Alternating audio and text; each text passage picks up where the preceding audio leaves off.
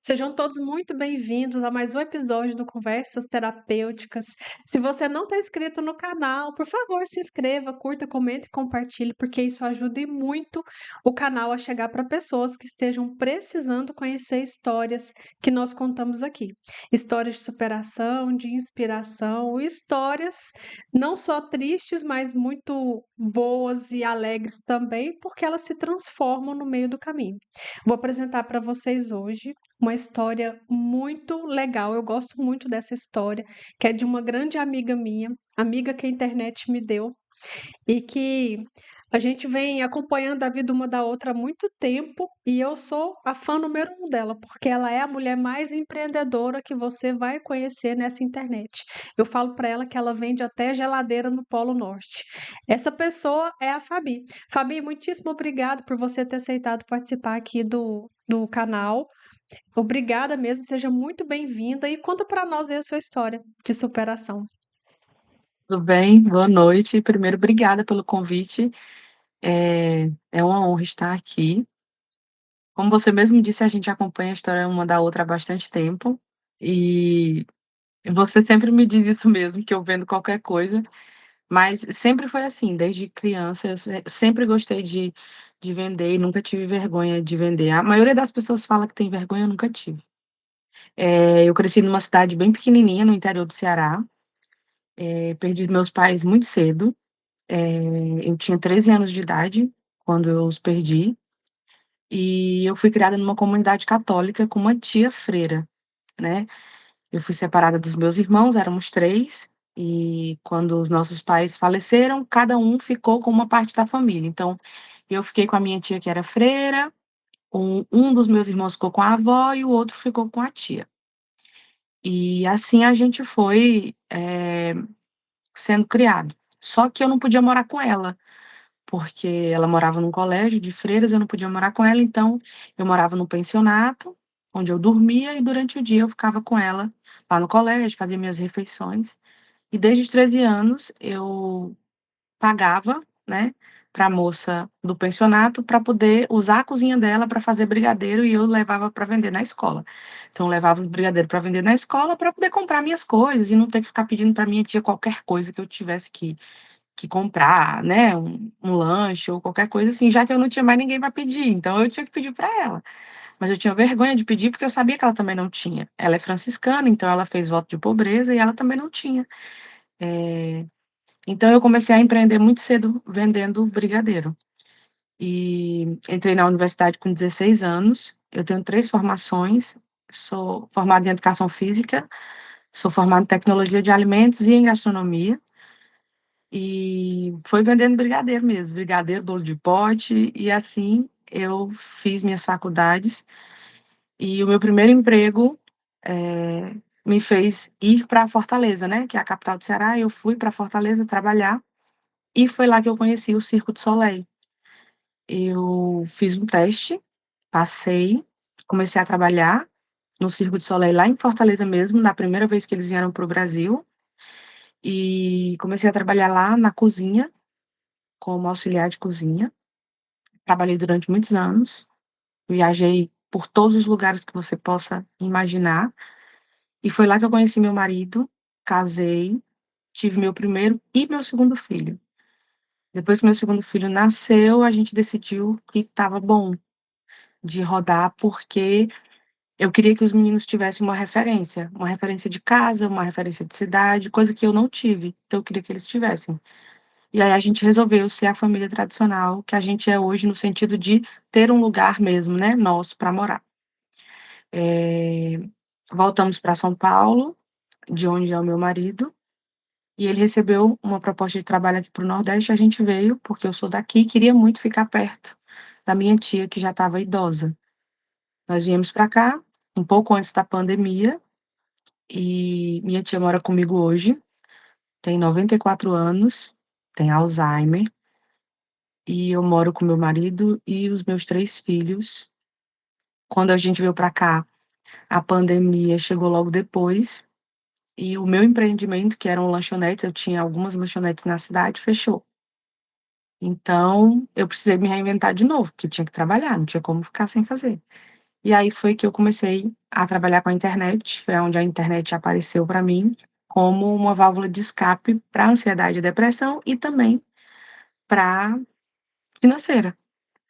E hoje eu vivo somente da internet, trabalho como influenciadora digital, tenho meu próprio curso, onde eu ensino mulheres a ganhar dinheiro com produtos físicos na internet, que é um ramo que muita gente ainda não conhece, e já faturei mais de R$ 1 milhão.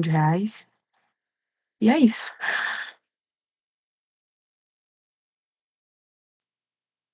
Até desliguei meu microfone aqui sem querer, que eu falou ganhei até 1 milhão de reais que eu já fiz, eu opa, até me perdi aqui. E a sua história, assim, eu acho impressionante, não só do ponto de vista de superação, mas também de inspiração, porque quando os seus pais faleceram, que foi cada um dos seus irmãos para casa de uma pessoa diferente da família, e você foi morar com uma pessoa que fez voto de pobreza, acho que jamais daria para imaginar que hoje você teria a vida que você tem, que você conseguiria construir a vida que você tem, ainda que você fosse uma pessoa super empreendedora. Isso me traz uma esperança muito grande, assim, de que o lugar que você tá não é o seu destino, o lugar que você tá é simplesmente de passagem. Qualquer pessoa que está assistindo isso aqui, que está passando por uma dificuldade nesse momento, não precisa ficar assim para sempre, né? Tem meios da pessoa sair da situação que ela tá. E você consegue contar pra gente, assim, algumas coisas marcantes que você passou quando você realmente não tinha nada? Coisas lá da Nossa, sua infância? muita coisa. Quando minha mãe faleceu, eu fiquei sem chão, assim, porque, nós tínhamos uma relação, né, difícil, porque minha mãe era muito livre e ela ia e voltava muito de tudo. E a minha tia sempre foi uma figura materna muito presente na minha vida, porque ela estava sempre ali, né, remediando, ajudando minha mãe no que minha mãe precisava, e meus irmãos eram muito pequenos. Então, nossa diferença eu tinha um irmão que ele tinha apenas 3 anos de idade, né. Então, quando nós fomos separados, primeiro a situação de ter ficado órfã, segundo a sensação de ter ficado sozinha, porque meus irmãos saíram e foram cada um para um lado. Por mais que a gente tentasse, a proximidade, eu e meu irmão do meio, né, pelo menos, porque o outro era muito pequeno, a gente não tinha como fazer isso, mas era difícil. Para mim, o mais difícil era me sentir sem um lugar. Era muito difícil para mim. Eu não me sentia parte de nada, entende? Eu não me sentia parte da comunidade em que minha tia fazia parte, porque eu não queria ser freira, aquilo não era para mim. Eu tinha certeza absolutíssima que não era. Eu também não me sentia família dos lugares onde meus irmãos estavam, então eu me sentia sozinha, literal. E eu escutava muito pelos cantos, da escola, né, do colégio, eu escutava muito: "Ai, coitada dessa menina. Ai, tadinha. Nossa, coitada da freira, né, menina, ainda tem que". Era como se eu fosse um peso, né, e a sensação era sempre de coitada, tipo: "Ah, não vai ser nada, coitada", né. Então, eu sempre, sempre, sempre, sempre, eu colocava na minha cabeça o tempo todo que eu ia ser alguma coisa grande, porque eu queria mostrar para aquelas pessoas que estavam dizendo coitada, que eu não era coitada, entende? Eu queria deixar claro que eu não era uma coitada. E aí eu queria, não sei te explicar, mas acho que foi isso que me trouxe, foi isso que me levou a estar o tempo todo buscando, mesmo sabendo que ia ser difícil, mesmo sabendo que eu andava, quando eu comecei minha faculdade, eu andava 4 quilômetros para ir e 4 para voltar, porque eu não tinha dinheiro de passagem de ônibus, então eu tinha que ir e voltar.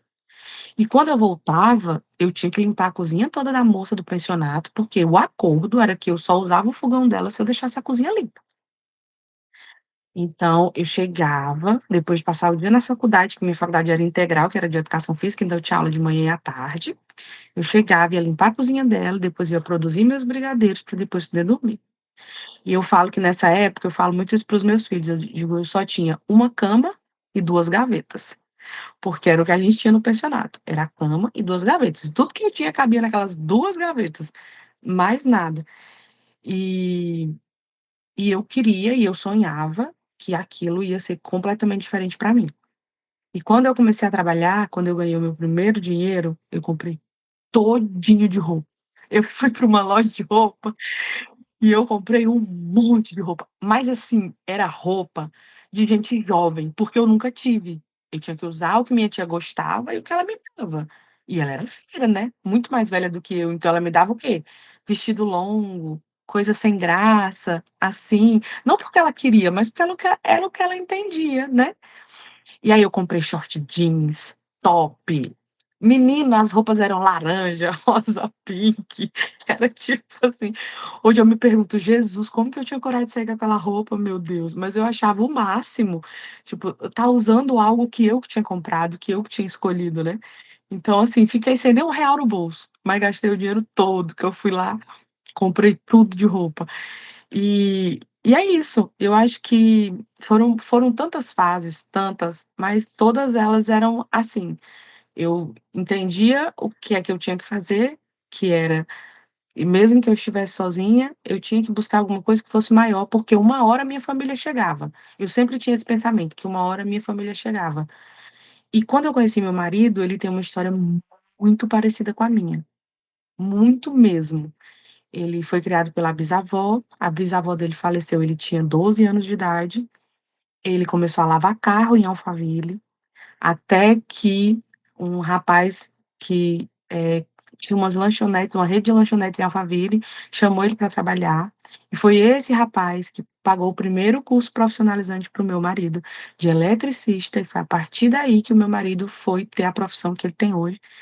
E ele se virou sozinho também, ele também não tinha ele também, né, passou por muita, muita dificuldade. E quando a gente se encontrou, que a gente contou a história um do outro, eu falava: "Menino, como que pode?". Ele falava: "Nossa, eu tinha uma conta da banca de jornal na esquina da minha casa, que eu podia todo dia comer um biscoito treloso e um suco Tampico". Eu falo: "Menino, mas eu comprava todo dia um Cheetos e um suco de laranja, e aí eu comia de noite". Então, assim, são lembranças muito absurdas, que parece muito absurdo, né, mas que a gente tem muito igual. E hoje a gente, vive uma realidade muito diferente com os nossos filhos e isso é muito ai, nossa, é muito gratificante você poder entrar numa loja e os meninos poderem comprar o que eles quiserem e ter a gente, sabe. Eu acho que é o maior prêmio de todos. Finalmente eu poder dizer que eu tenho a minha família, os meus filhos, a minha casa, que ninguém vai me tirar, sabe, assim? Eu não sei te explicar a sensação, mas é uma sensação de alívio, porque eu tenho um lugar de fato, graças a Deus, depois de muitos anos, eh a gente finalmente tem um lugar nosso, e meu marido sente essa mesma coisa, esse pertencimento, se sentir pertencente a alguma coisa, de fato, porque eu acho que esse era o buraco maior que eu tinha, assim, era de me sentir que não tinha nenhum lugar meu, que eu não fazia parte de nada ali. E como ele foi parar no circo? Você foi parar através desse lugar que você estava lá em Fortaleza, né, você foi pra capital e aí você viu a Isso. oportunidade e foi. E ele, como é que ele foi parar no circo? Essa empresa, desse mesmo senhor que ele trabalhou praticamente a vida inteira, era quem prestava serviço elétrico para o circo. E aí ele foi escolhido para viajar e fazer essa parte elétrica lá. Isso eu acho uma coisa muito bacana, porque a gente tem tanta ansiedade, a gente quer controlar tudo e todos, a gente quer construir as nossas coisas, e algumas coisas já estão, acho que mais ou menos orquestrada, predestinada para acontecer. A gente tem o nosso livre-arbítrio, óbvio, mas tem algumas coisas que são predestinadas a acontecer, porque você vê, tudo se arranjou e se organizou para que vocês se conhecessem.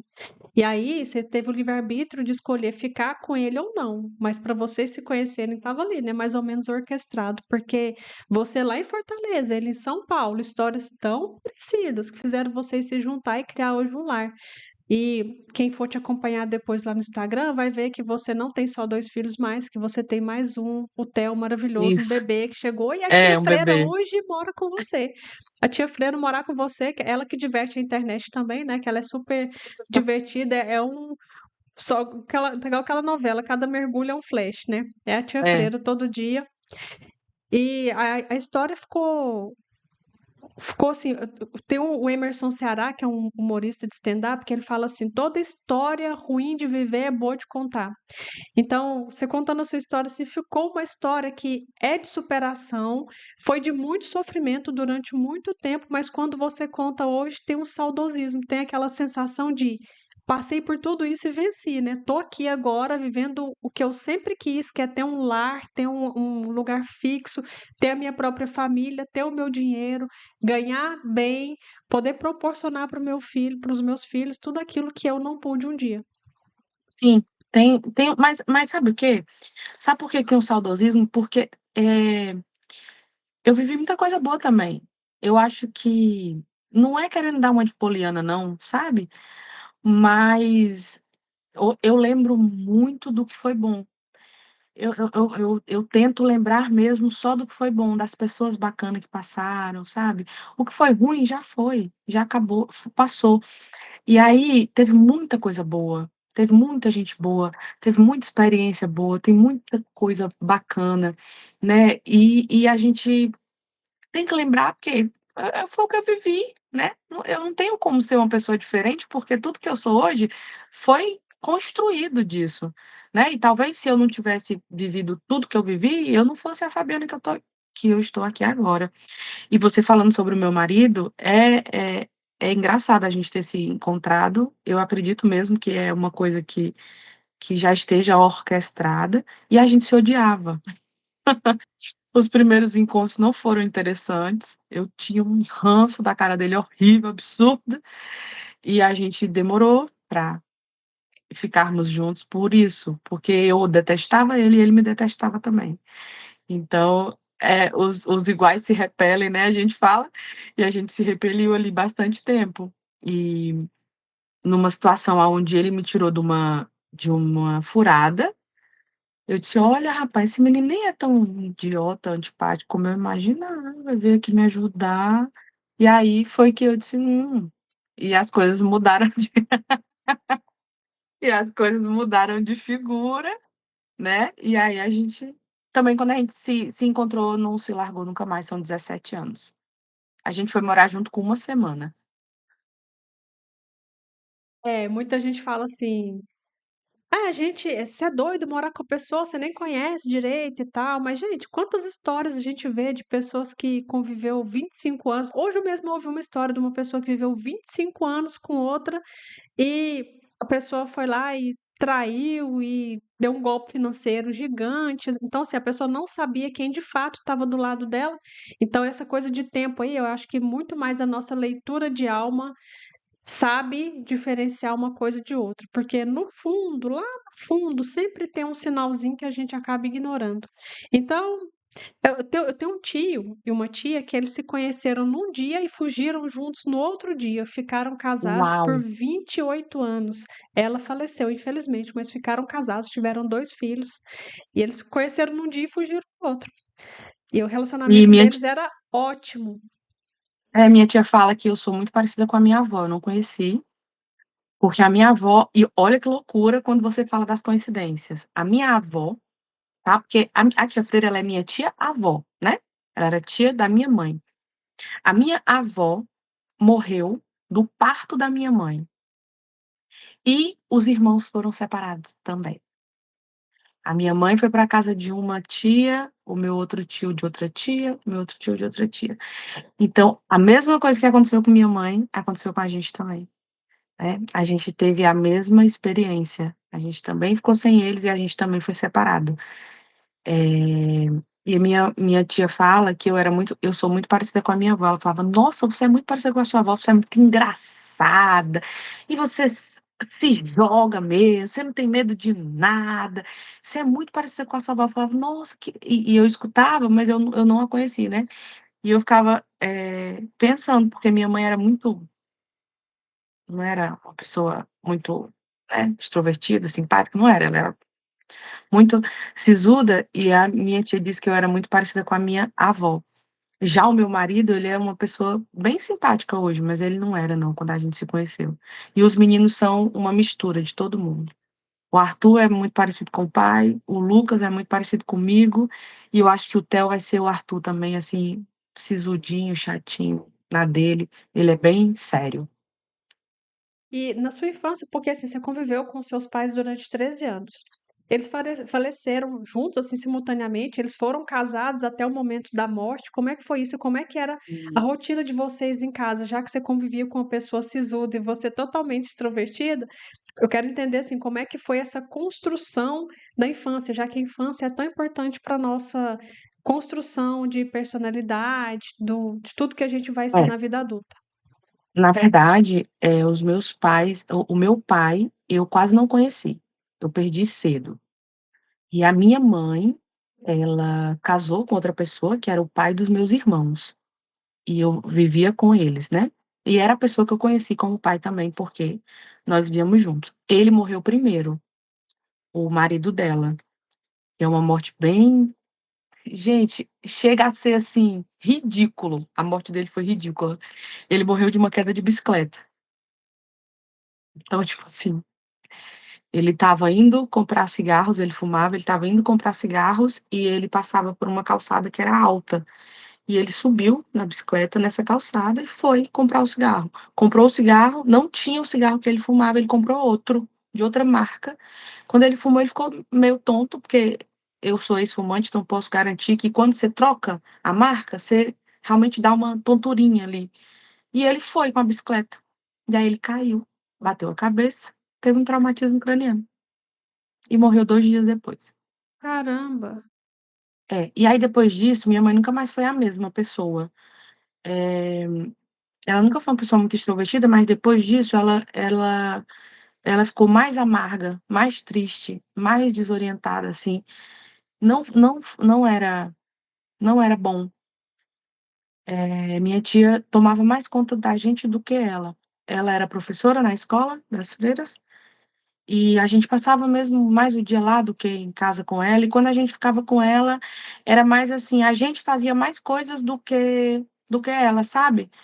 Porque ela vivia numa inércia, assim, muito, tipo, no automático das coisas. E aí ela estava grávida quando ocorreu, eh, essa o falecimento do marido dela, do meu último irmão. E aí, quando ela faleceu, ele tinha 3 anos de idade. E foi AVC, né, no caso da minha mãe, e foi bem repentino, assim, a gente não esperava. Mas eu não tenho muitas lembranças, eu tenho muitas lembranças com os meus irmãos pequenos, assim, porque a gente morava numa casa que tinha um rio, assim, no fundo, e a gente fugia para ir para esse rio. Ela ficava doida chamando a gente na porta e a gente estava lá. E as minhas lembranças maiores de infância são com as freiras e com o padre da cidadezinha que a gente morava, que era um pai para mim. E minhas lembranças maiores são com elas, assim. Eu era sempre a sobrinha da freira, e eu estava sempre na igreja, e eu ajudava eles lá. E eu estava sempre na casa das freiras, eu tinha um quarto lá, então eu sempre estava lá. E essa casa era no interior do Ceará, numa cidade chamada Granja. E a gente viveu lá durante muito tempo. E era o meu lugar feliz, com certeza, o meu lugar seguro, era maravilhoso. Mas, eu perdi minha mãe com 13, fui morar na casa das irmãs, e nessa casa minha tia era a chefe, podemos falar assim. E eu podia ficar lá, porque ela era uma casa numa comunidade, não era numa escola, a casa era separada da escola e eu ficava lá junto com elas. E lá eu não era infeliz, eu tinha meu quarto, minhas coisas, o padre da cidade me dava muitas coisas, brinquedos, coisas, ele me tratava como filha mesmo. Mas, eh, minha tia teve que ir embora da cidade. A comunidade fechou e minha tia teve que ir embora para o Rio Grande do Norte, para Mossoró. E lá era um colégio grande, aonde a casa das irmãs era acoplada com o colégio e eu não podia morar. Então foi aí que eu saí para minha segunda perca, né. Aí a minha segunda perca foi perder aquele lugar que para mim já era um lugar de conforto, e ir para um outro lugar onde eu não tinha absolutamente nada. Então minha tia não podia me levar, e eu não podia ficar longe dos meus irmãos, né. Eu queria ficar perto dos meus irmãos. Então, minha tia foi morar numa cidade e eu fui morar em outra. E foi lá que eu morei no pensionato, fiz minha faculdade, enfim, nesse lugar. E todo final de semana, todo o dinheiro que eu juntava, eu pagava um carro de praça, que a gente chama lá, até hoje existe, e ia para o interior onde meus irmãos moravam ainda. E aí eu passava o final de semana com eles, e na semana eu vinha e passava a semana estudando, e assim foi acontecendo e as coisas se encaminharam. Hoje, o meu irmão do meio, né, nós somos muito amigos, eu já tenho uma sobrinha, filha dele, ele mora nessa mesma cidade, nós nos vemos 2 a 3 vezes por ano, e o meu irmão mais novo, infelizmente, ele é usuário de drogas, passou muitos anos, desaparecido, sem nós termos nenhum tipo de notícia dele, e tivemos agora recentemente, notícia, e ele tem uma doença terminal na cabeça, e nós estamos cuidando aí, e fazendo com que ele se cuide e reaja do jeito que der. Você falou segunda perca, não, mas eu contabilizei várias já. Eu que contabilizei. Você perdeu o pai, o padrasto, a mãe, a casa e depois a casa da que você vivia com a tia freira também. Na verdade, Isso, foram muitas percas aí, mas que, muitas. incrivelmente, apesar da sua mãe não ter essa construção mental que você tem, você conseguiu de alguma forma ter essa construção que traz consigo até hoje, porque dessa idade, assim, muito nova, já adolescente, você já começou com essa veia empreendedora. Pelo que você fala, sua mãe não tinha, né, porque ela era professora, não Não, ela era empreendia muito. professora. Não empreendia muito. Você acha que essa veia Não. empreendedora veio de quem? Sua avó era assim? Elas já te contaram isso? Pois é, eu não sei, eu acho que eu via muito minha tia freira, eu via muito minha tia freira, ela tinha um colégio na cidade, e esse colégio ela sustentava ele só de caridade, assim. Mas ela fazia coisas tão impressionantes para manter aquele colégio, e eu ficava horrorizada, eu dizia: "Gente, como é que ela consegue?" Porque ela conseguia alimentar gente, era muita criança, era muita. E ela saía pedindo patrocínio nos lugares, e ela pedia patrocínio nas fábricas, e toda semana chegava coisas de vários lugares na casa dela para alimentar essas crianças, sabe. Então, tipo assim, ela conseguia um patrocínio de uma fábrica de ovos, e aí toda semana essa fábrica vinha, deixava 20 bandejas de ovos para ela, e ela fazia a merenda escolar. Aí ela ia no armazém e conseguia o arroz, o feijão, tal, porque ela fazia a outra parte. E assim ela fazia, todas as datas comemorativas, ela fazia umas cartas para as pessoas daquela cidade que ela sabia que tinham condições financeiras. E aí ela fazia uma carta, tipo assim, "Adote essa criança". Aí ela colocava lá o tamanho da criança, a idade da criança, né, para a pessoa poder saber o que que ela ia dar. Tinha a idade já, e o sexo, a idade e o sexo da criança. Ela mandava aquela cartinha. E a gente saía entregando as cartinhas nos lugares. E aí chovia presente. As pessoas mandavam, não só para a criança deles, mas mandavam para as outras também, mandavam vários. E aí ela fazia um Natal gigante, com presente para todas as crianças. Dia das Crianças também, com presente para todo mundo. E era tudo doação, porque ela não tinha dinheiro. Ela tinha uma doação de alguém que ela conheceu na Suíça. Eu ficava perguntando: "Gente, como é que a tia Feira aqui nesse fim de mundo conheceu alguém na Suíça, meu Deus? Onde é a Suíça?" Eu ficava eu dizia: "Como assim? Como é que ela conseguiu alguém lá tão longe pra fazer alguma coisa para ela?" Então, assim, ela sempre foi muito, assim, muito ela era muito sagaz em tudo que ela fazia. E lá dentro da casa delas, a gente via de tudo, né, mulheres que iam, se aconselhar porque o casamento estava acabando, mulheres que iam se aconselhar porque o filho estava rebelde, e eu acho que essa vivência vinha disso, porque eu era extremamente curiosa, ainda sou. Então na casa delas, meu Deus, as pessoas vão assistir agora, vão saber que eu sei da vida delas.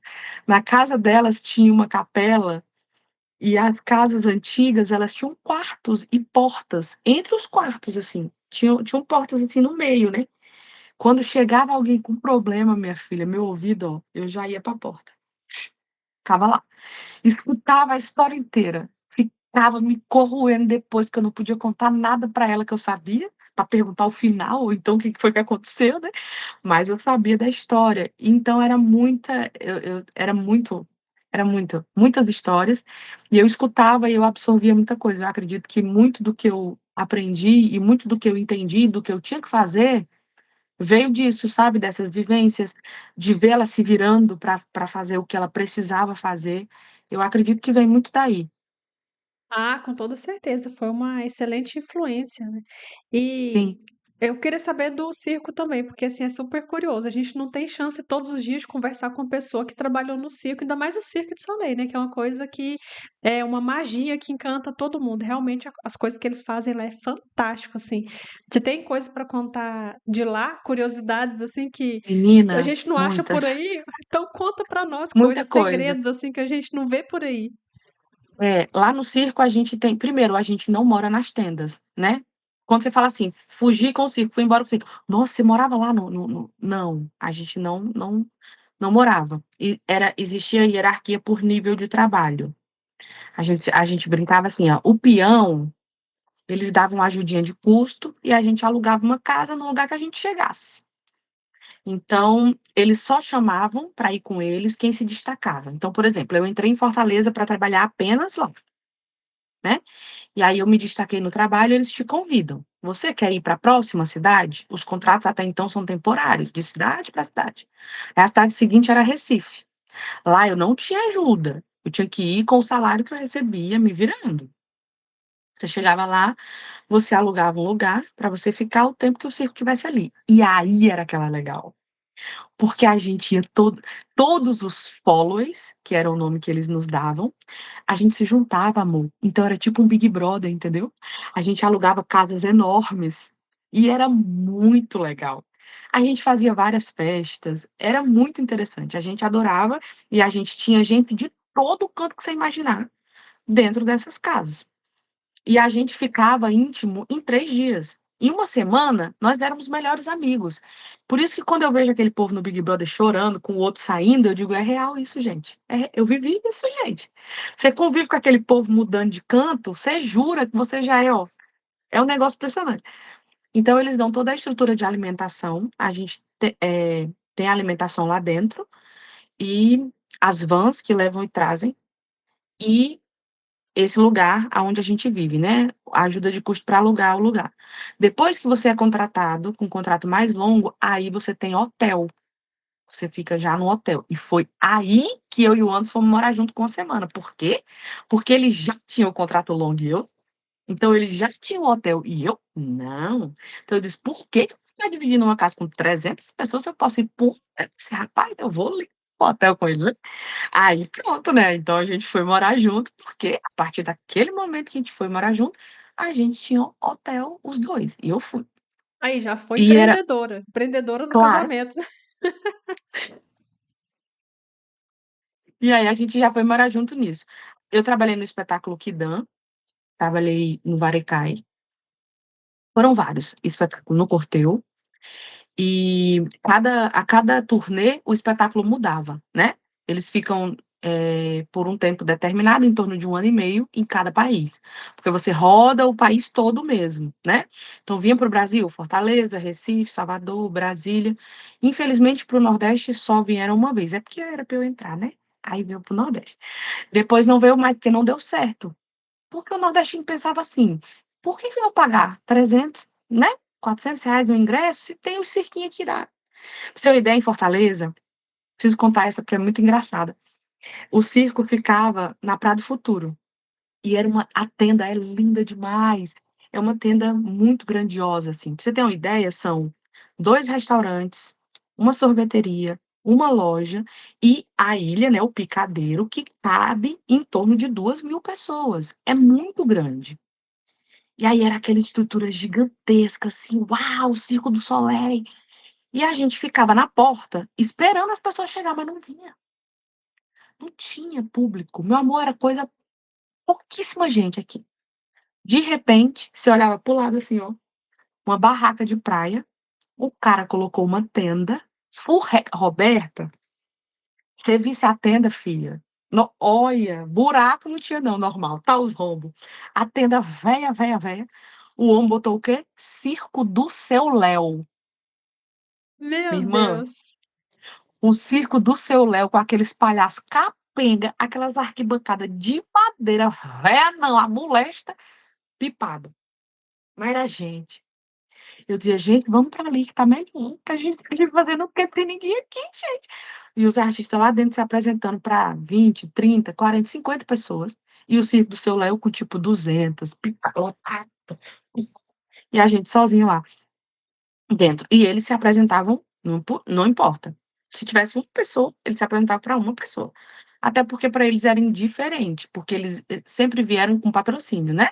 Então aquilo ali, a bilheteria deles já era de quem patrocinou, não era deles, então para eles era indiferente. Eles eram super fechados, a gente não tinha muito contato com os artistas, os ensaios deles eram em horários que a gente não participava também. Tinham alguns brasileiros na companhia, mas eram muito poucos, nos artistas, né, lá dentro mesmo. E a gente eles eram ídolos mesmo, assim. A gente não podia se aproximar muito, e eles também não davam muita abertura não, pra gente, era sempre muito lá. Mas, quando a gente vai para o hotel, a gente fica no mesmo hotel que eles, né. E aí melhora um pouco essa questão da proximidade. Vamos dar uma passadinha no tempo para outra, eu já tinha o Arthur, já estava no hotel de família, porque você fica quando você casa e tem filhos, o hotel é melhor ainda. Eles te você vai, sabe, subindo, é como se fosse degrauzinhos. Aí o hotel é melhor ainda, e a gente estava num hotel em Belo Horizonte, no Mercury, e estávamos esperando a van para ir para o circo. Todo domingo eles fazem o dia da família lá. Então você podia levar seus filhos e se você tivesse filhos, você podia levar e eles faziam um coffee break, e as crianças passavam o dia lá e eles faziam brincadeira para as crianças e tal, era bem legal. E aí esse espetáculo tinha 2 mini adultos, que eles não são anões, eles têm o nome da doença, sabe. Eles são bem pequenininhos, mas eles não são anões. E eles faziam parte do espetáculo. E a gente tinha, a certeza de que a gente não podia chegar perto deles, a gente já tinha esse direcionamento desde o começo: "Olha, não pode chegar perto, não pode, não pode ir pra perto", porque como eles são muito frágeis, o medo era de alguém esbarrar, qualquer coisa do tipo. E eles não eram simpáticos não, só na hora do espetáculo mesmo. E aí um dia a gente sentado na porta do hotel, assim, esperando a van, essa bendita abençoada ficou aqui do meu lado. Arthur tinha 1 ano e meio, mais ou menos. Arthur abraça pensando que é uma criança, mas ele não abraça, assim, normal, tipo assim, ele abraça, tipo assim, e ele fazia: "Neném", e abraçava: "Neném". E eu falei: "Meu emprego foi embora agora, acabei de ser demitida". Eu não sabia se eu agia com normalidade ou se eu ia pra cima e corria o risco de derrubar a danada da mulher pra tirar o menino. Mas se eu derrubo ela, aí eu me lasco de vez, porque aí, além do menino estar abraçando, ainda tem um negócio que eu derrubei a mulher, eu vou ficar aqui. Eu fiquei paralisada e eu fazia: "Filho, vem cá, neném, a neném não quer não". E aí as pessoas que estavam do lado ficaram tudo assim, ó, ninguém sabia o que fazer.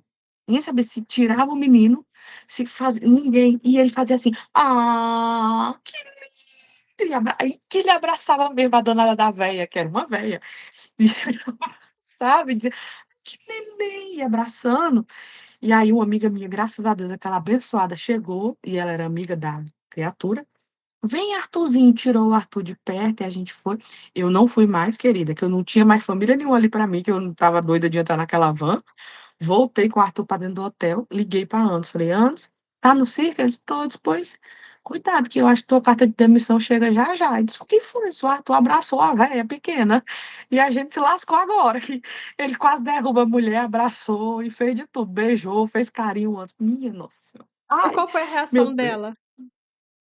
Paralisada.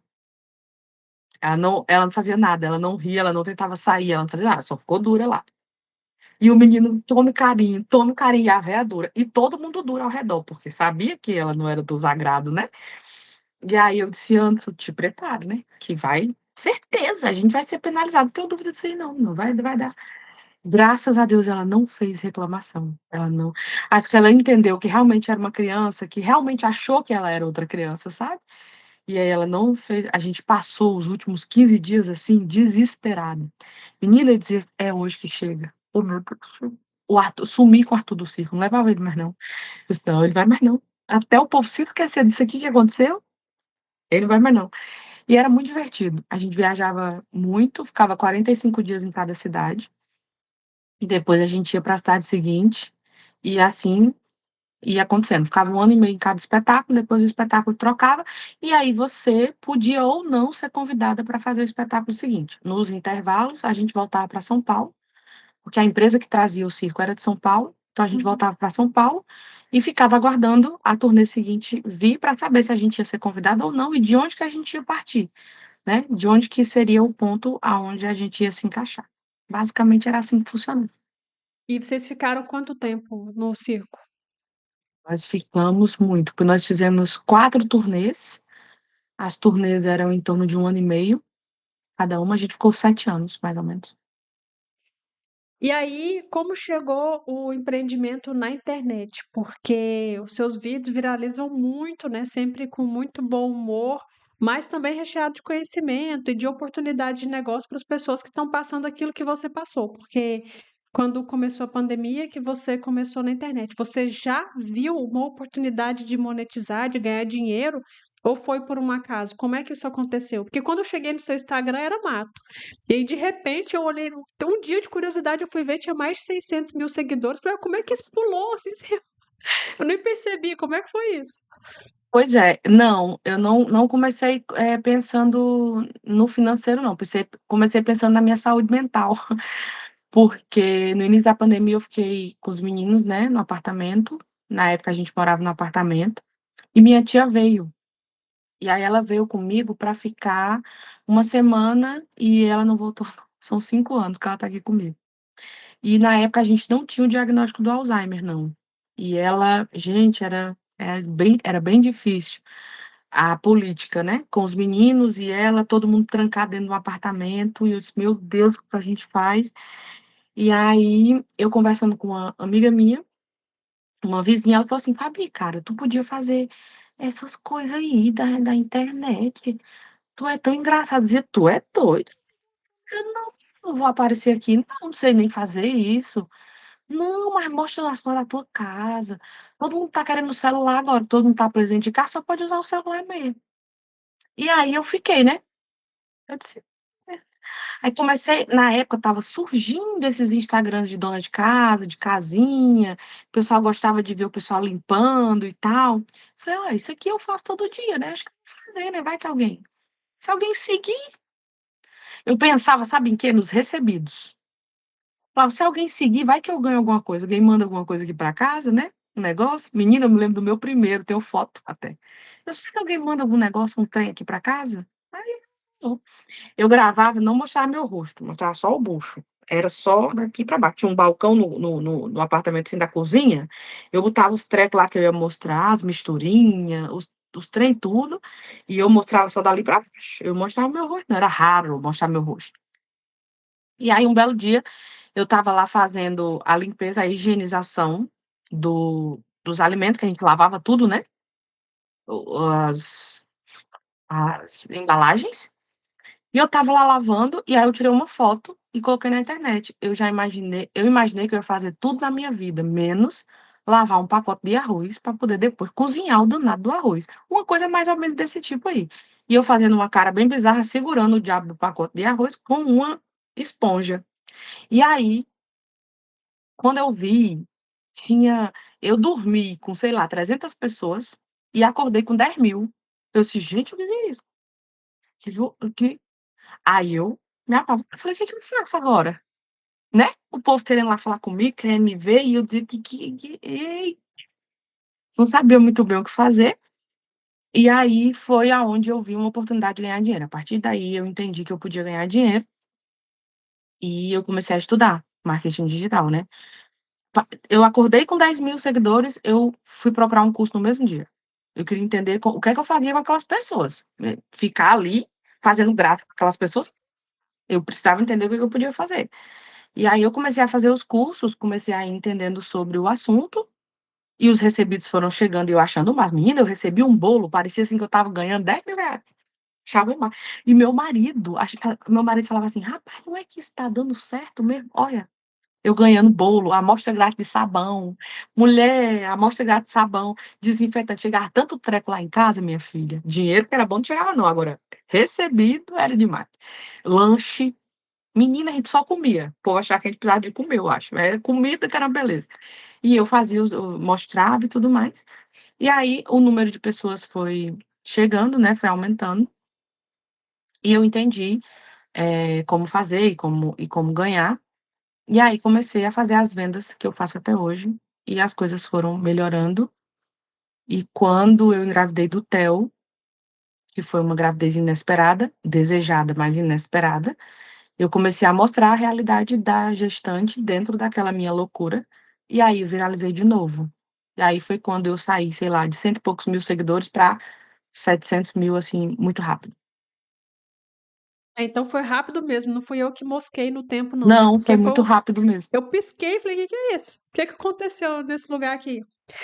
foi muito rápido Mas mesmo. mas aí você começou a ganhar dinheiro na internet, assim, dinheiro não, né, começou a ter os recebidos e tal, e quando foi que você falou assim: "Ó, olha, eu não posso guardar isso só para mim, eu tenho como ajudar outras mulheres a ter a independência financeira que eu conquistei". Como é que foi essa virada de chave aí? Roberta, eu fiz um curso, e nesse curso que eu fiz um curso com o Wendel Carvalho.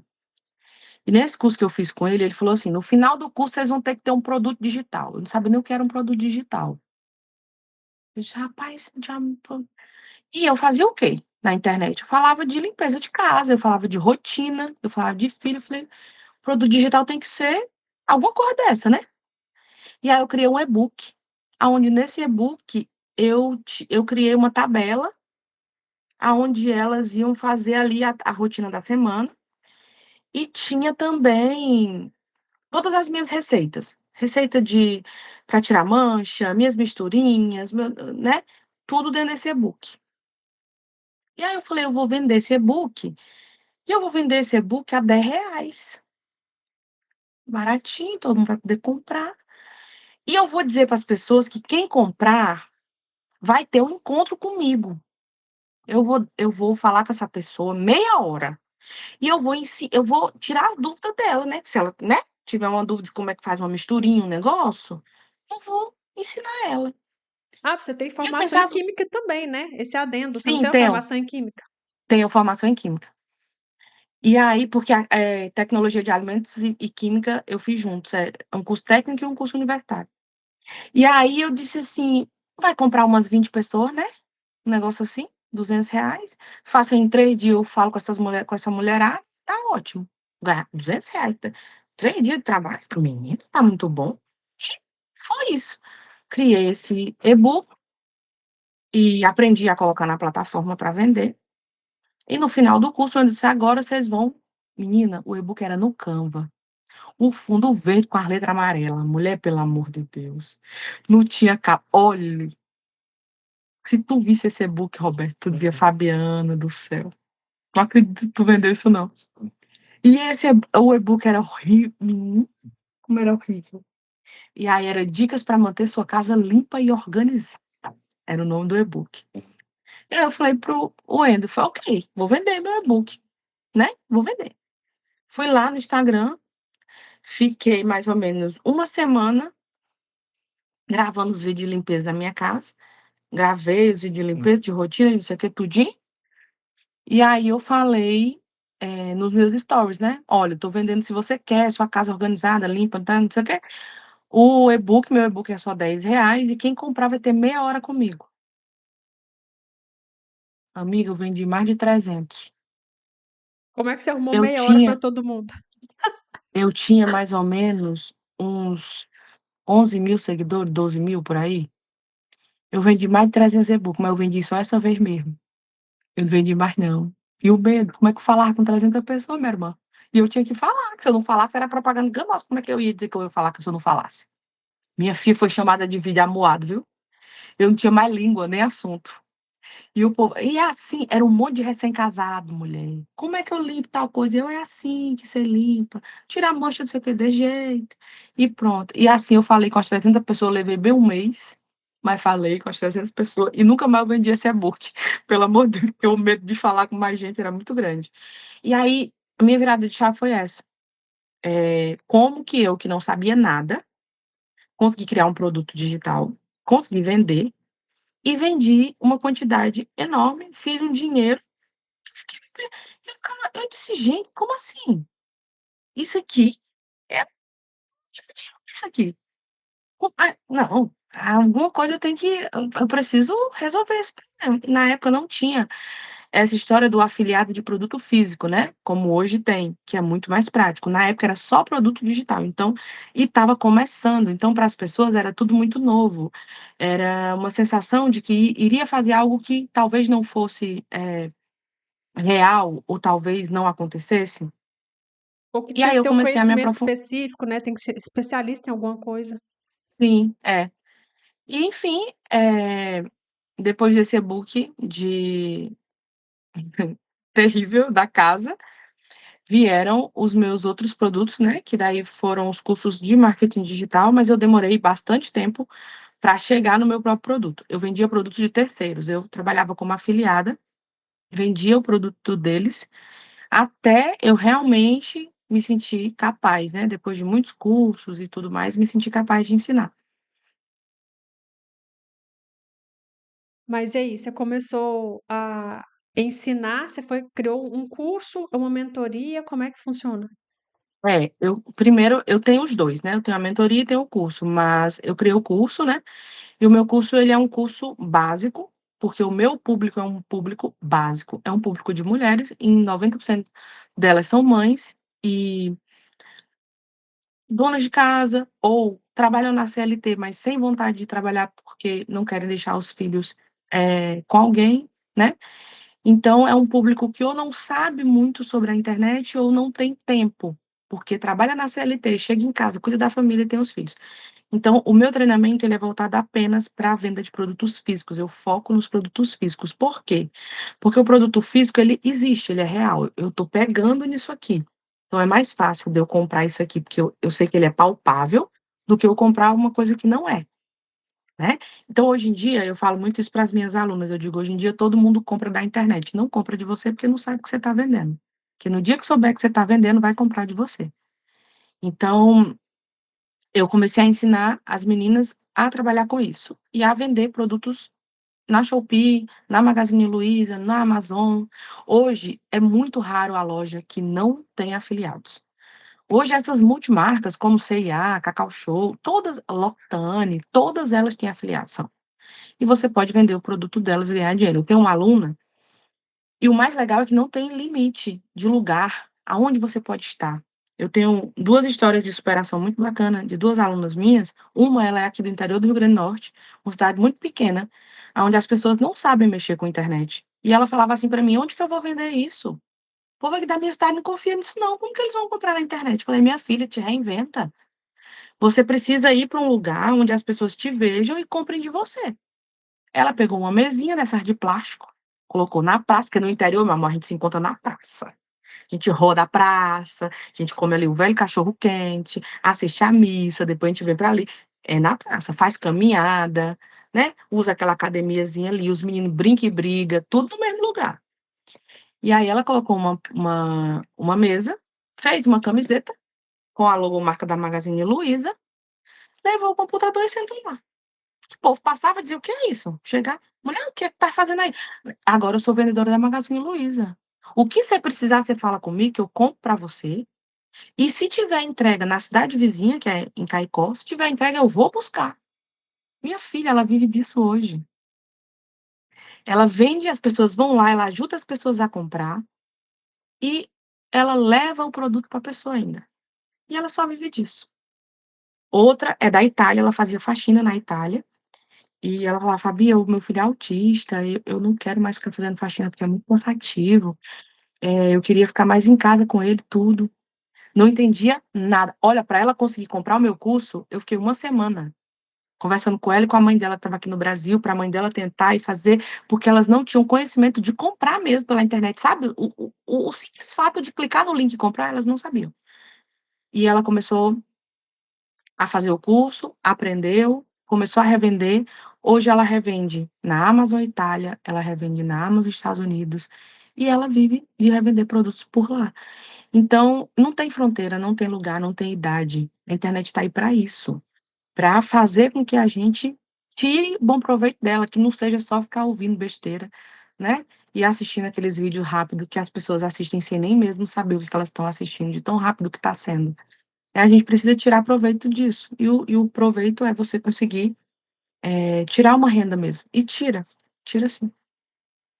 No caso, tem pessoas no caso dessa mulher aí que ela colocou uma mesinha, foi pra praça e tal, mas não precisa de espaço físico, né, qualquer pessoa pode vender através da internet, da sua casa, do seu quarto ali, e o mais interessante, assim, que fazer uma renda, às vezes extra, porque tem gente que está no CLT, e às vezes viver só disso, porque, os ganhos são a medida da dedicação da pessoa, quem tem mais tempo ganha mais, quem tem menos tempo ganha menos, não é isso? Exato. É, exatamente. É assim, é um trabalho que não tem teto. Eu falo muito para elas, eu digo: "Não existe uma meta, a meta quem coloca é você". Eu comecei dentro do mercado digital pensando na meta de acordo com as minhas dívidas. A pandemia estava ali, só meu marido trabalhava, a gente tinha escola de menino para pagar, plano de saúde que estava atrasado, tudo atrasado. E eu pensava assim: "Eu preciso vender R$ 100 por dia, porque se eu vender R$ 100 por dia, no final do mês eu consigo quitar, o X do que está atrasado".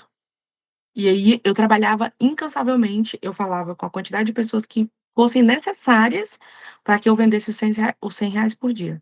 Não importava com quantas pessoas eu ia falar, eu queria vender R$ 100 e eu vendia R$ 100 por dia. Então, hoje, obviamente, a minha meta é uma meta muito mais alta, mas ela é imposta por mim, assim como a sua é imposta por você, não tem. O céu é o seu limite do que você quer ganhar. Então, vai a partir do que você se dedica, porque é um trabalho. Eu também falo isso sempre, é um trabalho como outro qualquer que você precisa ter disciplina. Você é um bom funcionário? Se você for um bom funcionário para os outros, você vai ser um excelente funcionário para você. Porque se você se dedicava para outras pessoas, imagine algo que é para você mesmo, né. Então, a pessoa tem que encarar desse jeito, como um trabalho, fazer todos os dias, né, as divulgações direitinho e vende, vende, vende sim, e tira renda mesmo, tira renda mesmo. Eu vivo só disso hoje, eh, tenho uma renda, eh, bem bacana, tranquila, e várias alunas minhas já têm essa renda também. E, assim, trabalhando, vendendo produtos normais que todo mundo compra e que é super útil na vida de todos, e sem desconfiança, como o produto digital, como e-book, curso e tudo mais. Todo mundo quando você fala em produto digital tem muito medo, né: "Ai, vão me ensinar a vender curso e vão me ensinar a vender o custo do curso". Não, hoje em dia não tem mais isso. Você vende o que você quiser. É, e o mais interessante, assim, que a gente conversa com pessoas que faz tanto uma renda ali de extra de R$ 3.000, R$ 2.000, quanto a gente conversa com pessoas que ganham mais de R$ 200.000 por mês só vivendo da internet. Então tem Sim, estratégia, a pessoa começa ali às vezes pequena e depois vai crescendo, crescendo e descobrindo novas formas e vai ampliando, né, então realmente, assim, o céu é o exatamente. limite. E depois de Isso. tudo que você passou, assim, a sua história de não sei se é mais de superação, se é de inspiração, qual que é mais, assim, porque realmente eu sou fã não só sua, mas da sua história toda, eu acho muito bacana, muito incrível.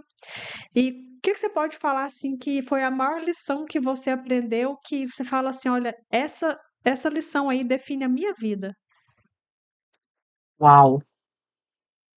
Eu acho que a maior lição que eu aprendi, de onde partiu, eh, foi o fato de eu entender e me sentir dependente de dos outros.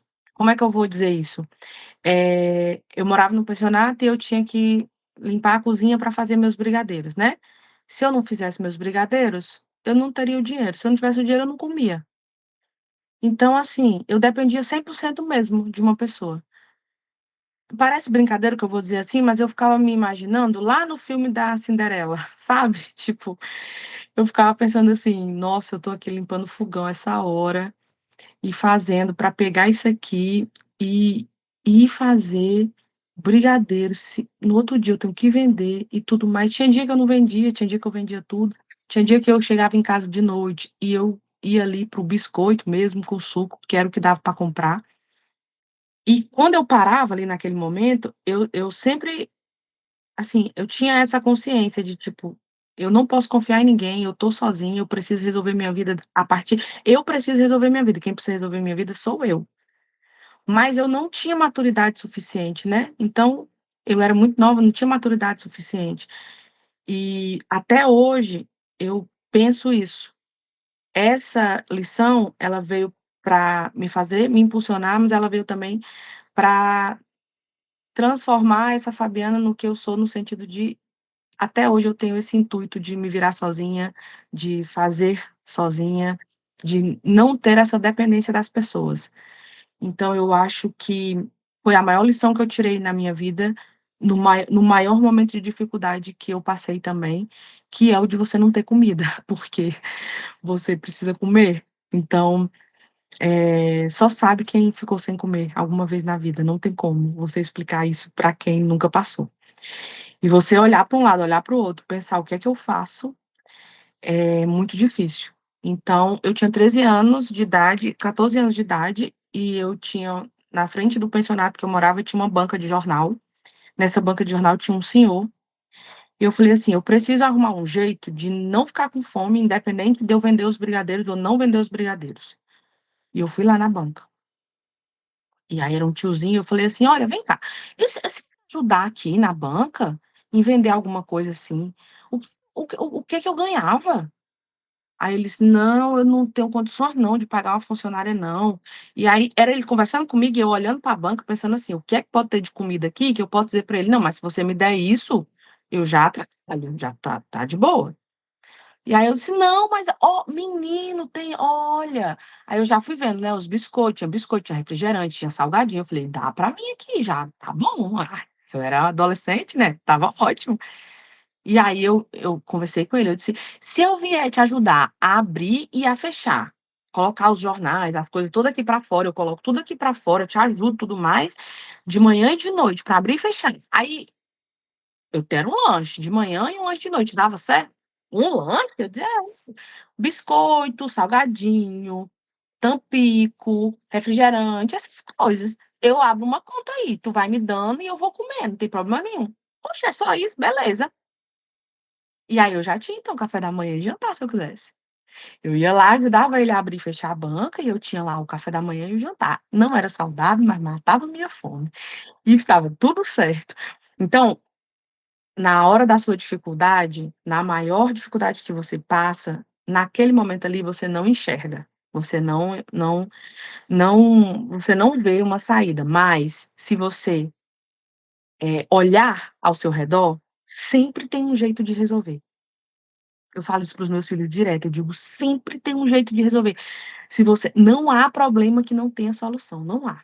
Sempre tem um jeito de resolver e eu levo isso para minha vida inteira. Eu paro, analiso, olho ao meu redor e entendo o que é que eu posso fazer para resolver aquele problema. E eu foi daí, foi da falta de comida, foi desse momento, foi da solidão e de entender que eu não podia mais estar passando por aquilo. E eu acho que foi essa lição foi com certeza predominante aí para minha vida toda. É, assim, ter ajuda das pessoas é uma coisa maravilhosa, o que a gente não pode é depender das pessoas, né, o problema é a dependência. E sobre esse negócio da dificuldade que você falou, realmente, toda dificuldade ela tem oportunidade, não tem nenhuma dificuldade que não vem com oportunidade. E tem aquele outro ditado também: "Aquilo que não tem solução, solucionado está", né, que às É vezes isso mesmo. você não, né, então, às vezes, assim, não tem a solução que você quer, mas tem a solução, tá ali a solução que você precisa. E a gente tem que ter sabedoria para entender isso também, né. Exatamente, exatamente, é isso. E a gente precisa entender a hora de parar também, porque tem coisas que você está fazendo e que você sabe que se você continuar, você vai continuar ali naquele mesmo lugar, dando murro em ponta de faca, como se diz, né, e não vai fazer nada. E era isso que eu pensava quando eu tinha total convicção e total certeza que eu precisava sair daquele lugar. Eu dizia: "Eu não vou conseguir nada aqui". Não é para mim, eu preciso ir para um lugar maior, eu preciso fazer coisas maiores, aqui já não dá. Então você entende que aquilo ali não é mais para você, mas você só entende se você parar, né. É igual uma mulher quando ela tá num casamento abusivo, que ela não enxerga que aquilo ali é um casamento abusivo, ela tá sofrendo porque ela tá no meio, imersa naquilo dali, né. E quando ela sai, ela diz: "Poxa, por que eu não saí antes?" Porque ela não enxergava, né, ela não se deu a oportunidade de enxergar que já tinha dado, já era a hora e que ela precisava sair. Eu acho que isso é em tudo na nossa vida, né, a gente precisa, saber ir e saber parar, saber a hora de parar e parar, repensar e recomeçar não é errado. Errado é você continuar fazendo a mesma coisa e vendo que você não vai para lugar nenhum com aquilo ali. É, fazer a mesma coisa e esperar resultado diferente, né, não, essa conta Exatamente, não não vira. fecha, essa Não, conta não não bate, fecha.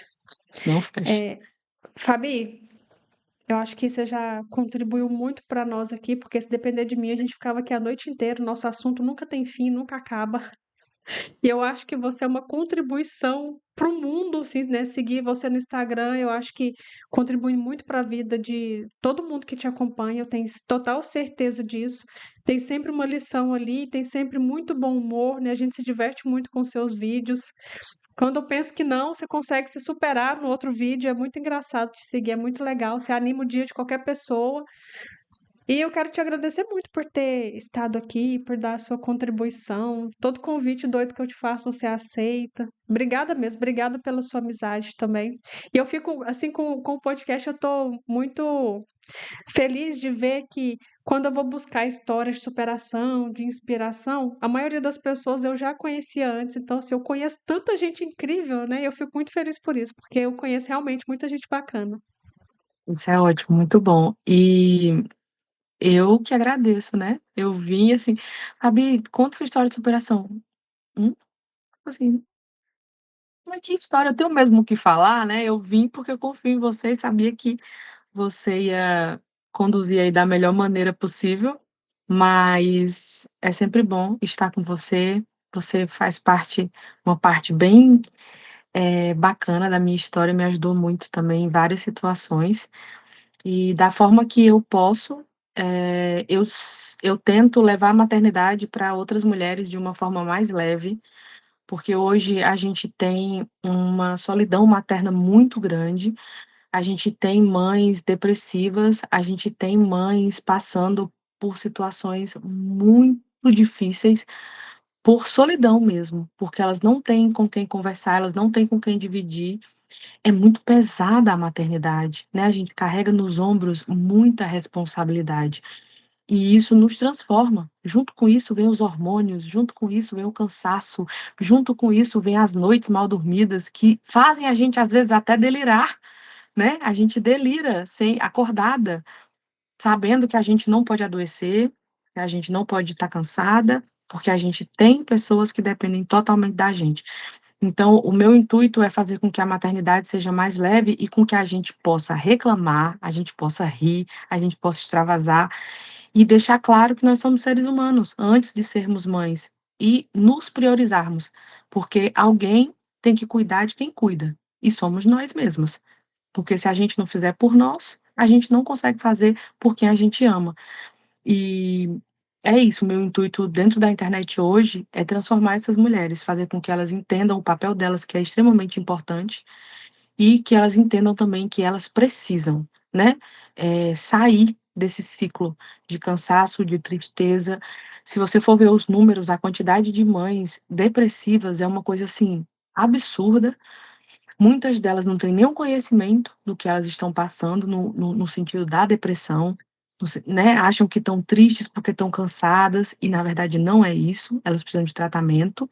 Então a gente precisa cada vez mais falar sobre o assunto, cada vez mais mostrar a solidão materna, as dúvidas, as críticas, tudo, para que elas se enxerguem ali e entendam que elas não estão sozinhas. Acho que isso é o mais importante de tudo, e foi um prazer muito grande estar aqui. Não sei se você viu, até eu gravei um vídeo ontem falando da minha experiência em relação à maternidade. Para quem não sabe, eu tenho uma bebezinha de 1 ano e 10 meses e eu levei um choque muito grande, porque eu trabalhar na área da saúde mental não me livra de passar por problemas de ordem emocional também mental. Eu fui responder um questionário semana retrasada, semana passada, não sei, o questionário tinha 20 perguntas. Das 20 perguntas, eu só soube responder o meu nome, porque eram perguntas de o que que você gosta de fazer, quais são os seus sonhos, quais são os seus projetos, e eu percebi que tudo que eu sonhava e pensava antes da maternidade, agora mudou. Mas mudou para o quê? Eu não sei para que mudou. Eu sei que mudou, mas eu não me achei. Ou seja, eu não me encontro mais em quem eu era, não sei quem eu quero ser, porque eu não sei quem eu sou agora. Então, fiquei É isso. completamente perdida, de tal forma que nem o meu guarda-roupa me traduz mais. Eu olho para as roupas que eu usava antes da maternidade e eu não reconheço, falo: "Não, essa não tem mais a ver comigo essa roupa aqui". Aí eu vou: "Tá, então eu vou comprar roupa nova. Que estilo que eu quero usar da agora pra frente?". Não, não sei também. Então, o Rossandro Klinge, né, aquele palestrante, psicólogo palestrante, ele fala o seguinte, que uma crise é sempre que o modelo antigo não funciona e o novo também não. Você tá no meio ali daquela situação. E isso aconteceu comigo, eu fiquei muito chocada, porque eu não sabia que eu estava passando por isso. Eu não tinha identificado ainda que eu estava vivenciando essa situação. E foi muito importante, porque a partir daí eu tenho feito um trabalho de autoconhecimento para tentar me reencontrar. Não me reencontrar com quem eu fui, porque essa eu não serei mais, mas me reencontrar com quem eu sou agora, fazer novos planos, novos projetos, para ver para onde eu quero de fato ir e onde que eu me identifico melhor agora. E Isso é muito importante. isso faz parte não só da questão, de trabalho profissional, relação família, relações sociais, tudo, faz parte tudo, até do seu autoencontro, da sua autorreflexão, né, com você mesmo ali no seu cantinho. Eu falei sobre isso ontem, porque eu achava que eu precisava dividir isso, porque eu sei que muita gente passa por isso e não sabe como lidar, não sabe como resolver essa questão. E eu falei justamente sobre isso aí que você falou, que quanto mais a gente fala sobre o assunto, mais pessoas que se identificam com isso chega e começa a ver que tem saída, que ela não está sozinha, que mesmo a gente tendo uma rede de apoio, a maternidade ela é muito solitária, que só É quem é isso mãe mesmo. sabe, e o que é mais incrível, que você como eu somos mães de outros filhos e não passávamos por tal situação antes e agora a nossa situação mudou. Então eu tenho um filho que vai fazer 24 anos e Roberta, mãe do Felipe, é totalmente diferente da Roberta, mãe da Lívia. Mudou completamente. Eu não passei por nada disso na gestação dele, nem na infância dele, do que eu tenho vivenciado com a Lívia. É pesado? É. É difícil? Muito, mas nada me transformou numa pessoa melhor do que ser mãe da Lívia, nada. Foi a coisa mais É, incrível que eu pude vivenciar na vida, assim. eu estava falando sobre isso com meu marido esses dias, o quanto está sendo diferente para nós, essa nova paternidade e maternidade. Eh, a Fabiana, mãe do Arthur, também não é a Fabiana, mãe do Theo, com certeza, né, o Arthur, meu filho mais velho, vai fazer 14 anos agora, e eu também não passei por nada disso. Uma semana de gestação que o Arthur tinha nascido, eu estava pronta para outra, estava ali fazendo minhas coisas e passando um puerpério sozinha, porque eu estava de licença maternidade, mas o Anderson continuava viajando para o circo, e eu estava sozinha, mas tá ali e tal. E hoje a gente se sente perdida mesmo. Você falou do guarda-roupa agora, eu falei: "Gente, nossa, tem hora que eu olho, eu digo: 'Jesus, que eu vou fazer com essas roupas, gente? Eu não gosto de nada disso mais'". É impressionante, você olha, você diz: "Gente, pra que eu não gosta, você não gosta do guarda-roupa". Eu gravei um vídeo aonde era a mãe na consulta com a psiquiatra, né. E aí eu dizia: "A mãe na consulta na sua primeira sessão de terapia". E aí no meio do vídeo eu falava assim: "Ai doutora, sabe o que que é? É porque eu tenho medo de me perder". eu não sei mais, eu não sei mais quem eu sou, tenho medo de ir e não saber mais voltar, como é que eu faço? E aí, incrível, 90% dos comentários são todos a partir disso. "Nossa, eu perdi tudo", quando ela diz: "Me perdi, porque eu me perdi também, também não sei o que é que eu faço". E todas elas falam relacionado a isso, tipo: "Ai, eu tô nessa mesma situação, não sei o que fazer, não sei", a gente fica desorientada, a palavra é essa, desorientada, né. A gente não sabe mais o que que é. A gente realmente não é mais quem a gente era, mas a gente também não se reconhece como um indivíduo ali pra frente, né. E a gente precisa mesmo, parar para tentar se conhecer nessa nova versão, né. Não ficar tentando encontrar a versão antiga, porque você não vai ser nunca mais. Essa versão é uma versão nova. E quando você se encontra, dá tudo certo. Depois que eu me encontrei, as coisas clarearam bastante. Acho que o caminho é o reencontro agora. É isso aí, se a gente continuar conversando aqui, o assunto nunca tem fim. Vou passar o seu Instagram aqui para Entramos quem agora quiser te para a seguir, maternidade. porque mais 5 minutos de conversa a gente vai criar um produto digital aqui voltado para as mães. Tipo isso. Fabi, Faça sua autoterapia para você parar e pra você se reencontrar, entendeu? Autoterapia com a Roberta. Quer o e-book hoje? não, e assim, né, a gente vai oferecer uma mentoria para mães que querem ganhar dinheiro, para voltar a se reencontrar e vai em busca da saúde mental, e aí a gente une tudo, vende tudo, e quem tá aqui Tudo, já tudo. compra. A gente não sabe o que vai vender não, mas você já vai lá e já compra. Que a gente Exatamente, a isso aí. gente entrega depois. Ai, Fabi, mais uma vez, brigadão. Vou falar com vocês agora que estão aqui até o final. Muito obrigada por ter ficado até o final desse vídeo e, mais uma vez, se não inscreveu ainda, se inscreva, curta, comenta e compartilhe para que essa mensagem aqui do canal chegue a mais pessoas e a gente faça uma grande rede de apoio aqui para a gente ter mais saúde mental, ajudar uns aos outros, formar uma grande rede de apoio mesmo. A gente se vê no próximo episódio. Obrigada. Tchau.